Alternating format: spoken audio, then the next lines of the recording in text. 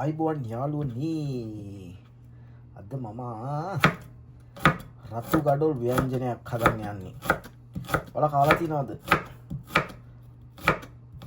රතු ගඩොල් මීට කලින් කාලා නැහැ. කාලා බලන්න ආස හිතේ. මේක රසට හදාගන්න ඕනේ.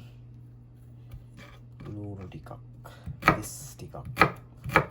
බලන්න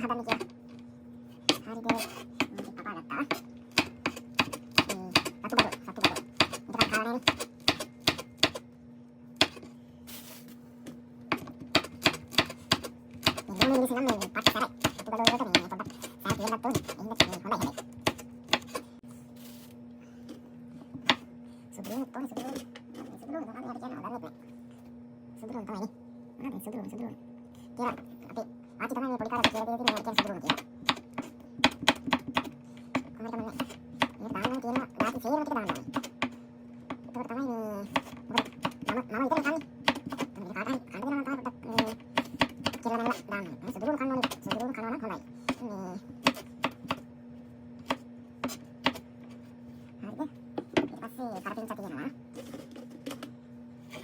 කියලා. පොඩ්ඩක් අයින් කරගමු. රතු ගඩොල් ගෙඩිනේ තියෙන්නේ ළමයි.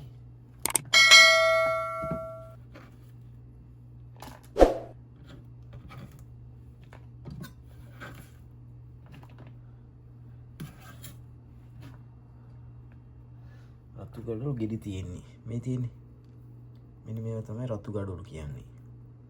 අපි මේක ටක් ගාලා කපා ගමු. හරිද?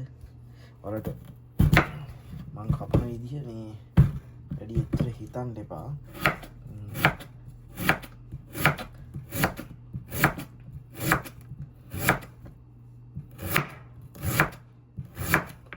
මේ සාමාන්‍ය රතු ගඩොල් මේ පොඩ්ඩක් හීනියට කපා ගත්තාම තමයි රසය වැඩි.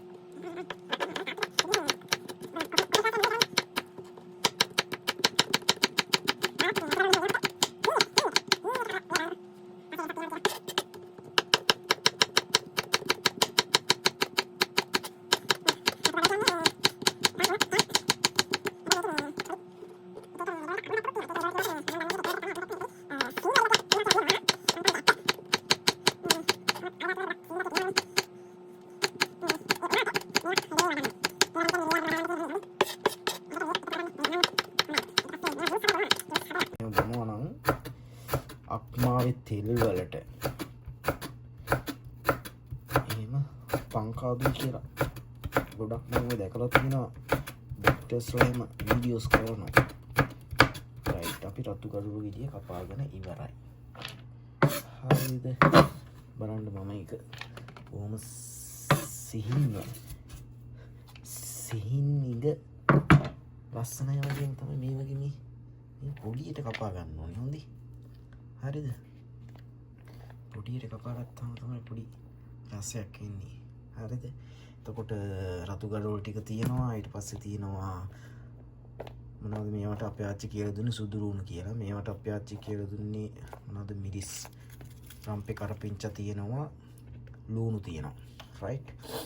අපිට දැන් මේක හදාගන්න තමයි තියෙන්නේ. ඉතාලම අඩු පහසුකම් යටතේ තමයි මම මේක හදන්නේ. ඊට පහසුකම් මොනවත් නැහැ. මේ දැන් අපි පොඩි ප්ලාස්ටික් භාජනයක් අරගෙන ඒක මෙහෙම ලිපෙන් තියාගන්න. හරිද? එකට මේ ගින්දර ටිකක් අඩුවෙන් තියමයි තියාගන්න ඕනේ. අඩුවෙන්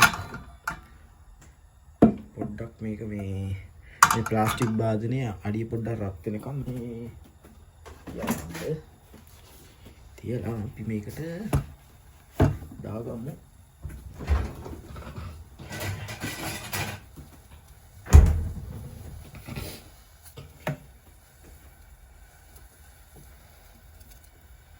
පොඩ්ඩක් ෆ්‍රයි කරනවා අපි.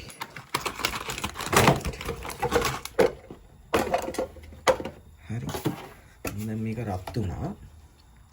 මේකට දාගන්න පොඩ්ඩක් තෙල් පොඩ්ඩක් වෙන්න. ගොඩක් නෙමෙයි. මොකද රතු ගඩොල් බැදුමක් හදන්න නෙමෙයි යන්නේ ඈ. ඕකේ තේරුණාද? රයිට්. මේකට අපි මුලින්ම එකතු කර ගන්න ඕනි. මම ගන්නේ ඇට වගේක් තියෙනවා. මම හිතන්නේ මේ අබ. රයිට්. මේ අබ ටිකක් එකතු කරලා. අබ ටිකක් එකතු කරලා. ඊට පස්සේ බලමු අපි උඩුහාල් ටික. උඩුහාල් කියන්නේ තාම ගුණ එකතු කරන්න තියෙන කුළු බඩ. right ඊට පස්සේ අපි අපේ දාමු රස වෙන කුරුඳු පොත්තක්. මේ කුරුඳු පොත්තක් දාමු. right ඊට පස්සේ අපි දාමු අපි ලුණු ටික. ඊට පස්සේ කරපින් කරම්පි සිදුලු අමුමිරි අද පොඩ්ඩක් මේක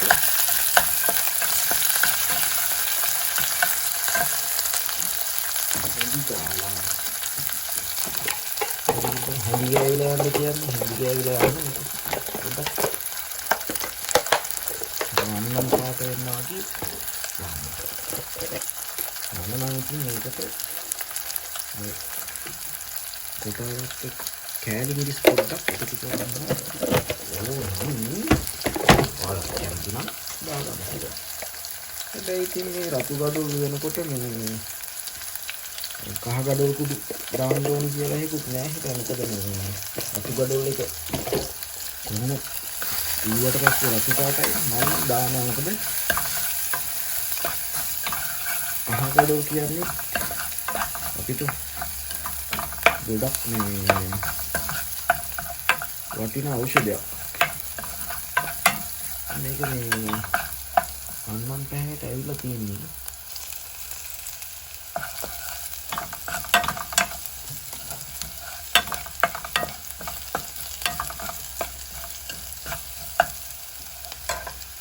දැන් ඇති මේක. දැන් අපි මේ කපාගත්ත රතු ගඩොල් ටික මේකට එකතු කරමු.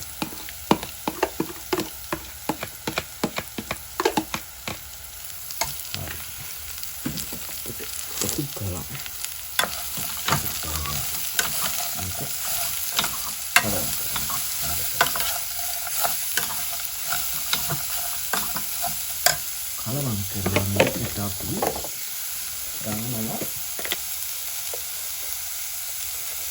නෝදනේ ලුණු. වරක හරි මේක කන්න බැරි ගානට මේ ලුණු එකතු කරගන්න. ඊට පස්සේ එකතු කරගන්න මේ ලී කුඩු ටිකක් එකතු කරගන්න.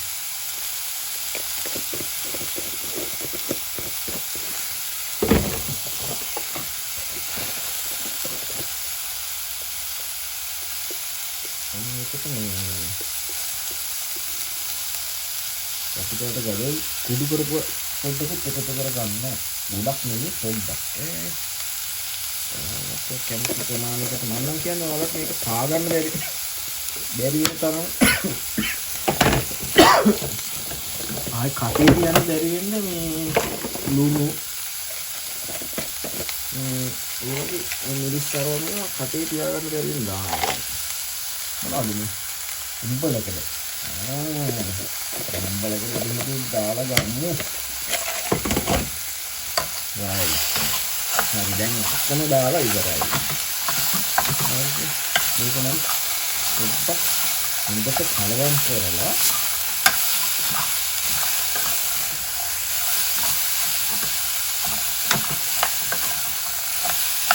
හොඳට කලවම් කරනවා හරි හොඳට කලවම් කරලා මම මේක පොඩ්ඩක් විනාඩි 2-3ක් වහලා තියෙනවා. ඒ අතරේ මම මේකට පොඩ්ඩක් හදා ගන්න ඕනේ.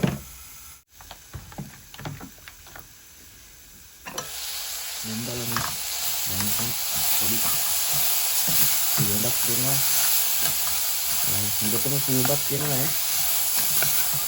ඈ. පහලින් වෙයිද ගන්න ඉඳන් අරගෙන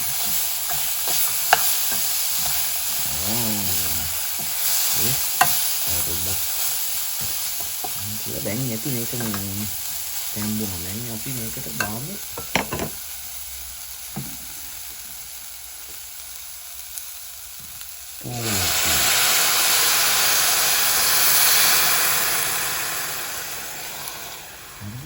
ඔයාලට කැමති ප්‍රමාණයකට දාගන්න පුළුවන් මේ පෝල් කිරිවලදී. මම ටිකක් මේක මේ වැඩි වෙලාවක් කුකින් කරගන්නවා. වැඩි වෙලාවක් කුකින් කරලා මේක ටිකක් හින්දෙන්න තියෙනවා. අර හොද්ද බොර වෙන්න ප්‍රමාණයට මේක අපිට සැපට ගන්න පුළුවන් නේ.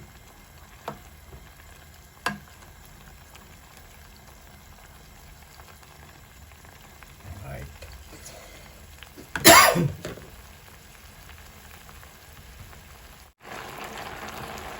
මේක press පෝල් කිරි තිබුණා නම් රසයි. මේ අපිට තියෙන්නේ අර නැගි පිටිකර පෝල් කිරිනේ. මේ එච්චර ලොකු රසයක් නැහැ. තුන පහ මිරිස් අර පැකට් වල නම් ගහලා එනවා 3-5 තියෙන්නේ මිරිස් තියෙන්නේ කහ තියෙන්නේ කියලා. ඉතින් මේක දැම්මහම කෑම කනකොට තමයි මතක් වෙන්නේ ඒව හදපු උන්ගේ අත්මිතු පරම්පරාවම.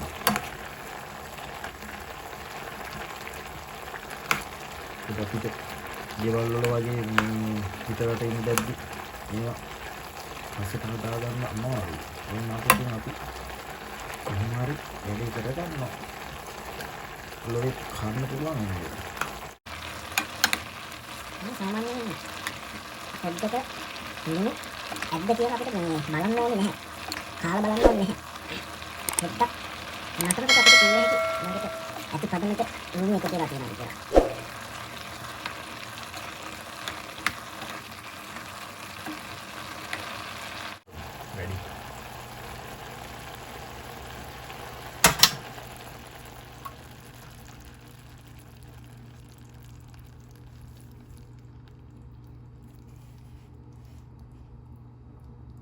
අසා සිටි ඔබ සැමට ස්තුතියි. රසට කන්න